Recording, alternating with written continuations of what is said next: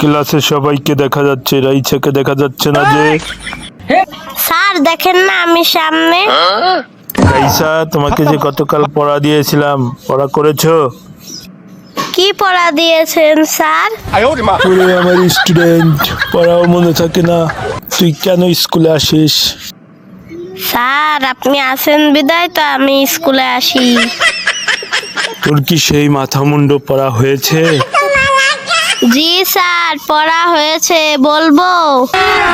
তাহলে বলতো দেখি মাথা মুন্ডো কোথায় থাকে? স্যার উদাহরণ সহকারে বলি। সেটা আবার কেমন করে বলবি, বল? স্যার ধরেন আপনার মাথার ভিতর যা আছে তাই মন্দ। খুব সুন্দর উত্তর দিয়েছিস, বলি তুই কেন স্কুলে আসিস? স্যার আগেই তো বলেছি আপনি আছেন বলেই তো স্কুলে আসি।